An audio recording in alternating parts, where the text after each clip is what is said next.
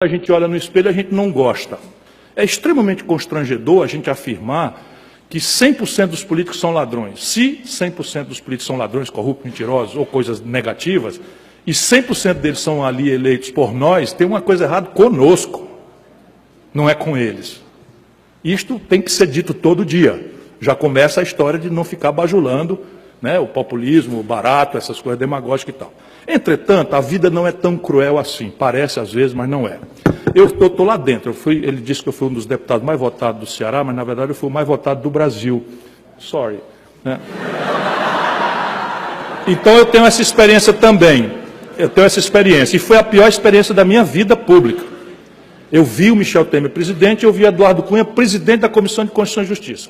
E eu já protestava, foi na circunstância na qual eu chamei de ladrão, foi protestando contra ele emendar medidas provisórias, criando créditos para grupos empresariais corruptos, etc, etc. É uma coisa chocante.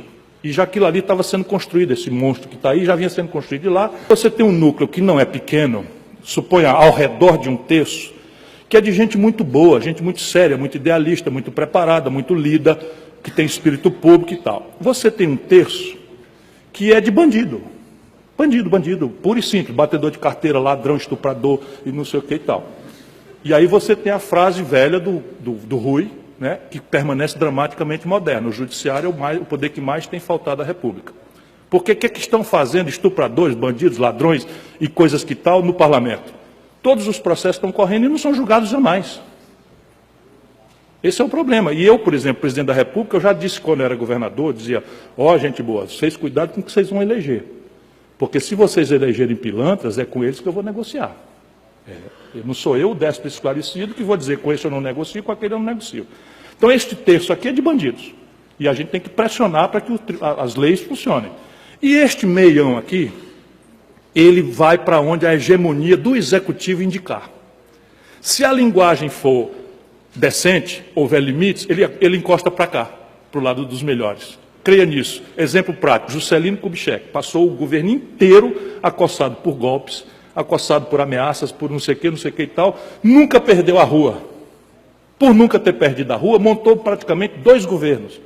Um governo que foi encarregado de montar a indústria automobilística, Brasília, Belém-Brasília, Eletronorte, Furnas, Vale do Rio Doce, já foi lá atrás, e o outro governo que conciliava lá com a grande aliança PSD, PTB, que era enfim, isso daí que a gente já conhece. Ele fez isso e escapou. Nunca transigiu.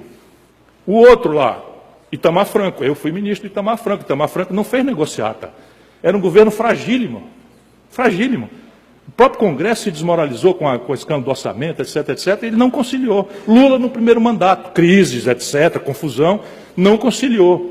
E o país avançou bem. Então é possível você fazer. De novo, agora tem um outro problema.